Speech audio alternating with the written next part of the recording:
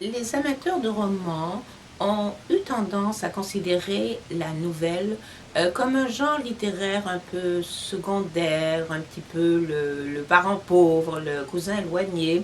Je pense qu'il n'en est plus rien.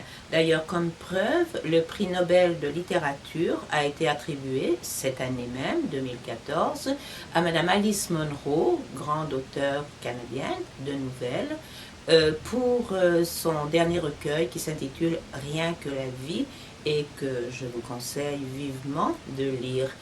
Par contre, aujourd'hui, je vais vous parler de deux auteurs de chez nous, auteurs de nouvelles, qui sûrement un jour vont devenir de grands romanciers, mais qui déjà exercent leur style de façon fort intéressante à travers ces courts textes que sont les nouvelles et qui se terminent toujours par une chute un peu inattendu.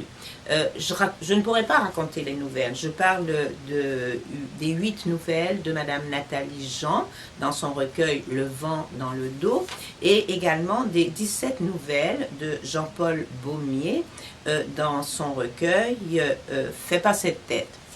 La nouvelle, ça part souvent d'un sujet anodin, quotidien. Au début, rien d'important ne se passe. Et puis, tout à coup, on sent que quelque chose va arriver, que quelque chose bascule. Et on est tenu en haleine jusqu'à la fin qui n'est jamais très éloignée, puisqu'on est quand même, par rapport au roman, en texte court, mais qui ont toutes les caractéristiques du roman, malgré tout. D'ailleurs, en ce temps des fêtes, la nouvelle, me semble-t-il, est un livre qui se prête bien parce qu'on est occupé par des tas de choses, on a des préoccupations, des préparatifs, et pour ne pas laisser complètement la lecture, si c'est notre hobby préféré, eh bien lire une nouvelle, je dirais même une nouvelle seulement, pour garder en tête l'atmosphère que l'auteur a créée. Ainsi, Nathalie Jean, dans son vent dans le dos, toutes ces nouvelles se passent à Québec, dans la basse ville. Disons que c'est rarement très joyeux, mais c'est toujours intéressant et c'est toujours fort bien écrit. Et je caractériserai de la même façon les nouvelles de Jean-Paul Baumier. 17, c'est beaucoup. Ces personnages sont souvent doux amers.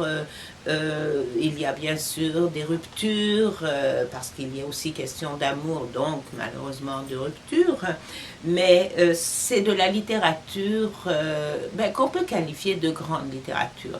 Et ces deux livres-là sont vraiment à la hauteur des œuvres des plus grands nouvellistes, tout comme par exemple les nouvelles de Madame Tatiana de Rosnay, qui est spécialiste aussi de la chose, mais qui écrit des nouvelles plus épicées, un petit peu plus olé olé même, mais toujours intéressantes. Je vous recommande vivement de lire des nouvelles, vous ne le regretterez pas.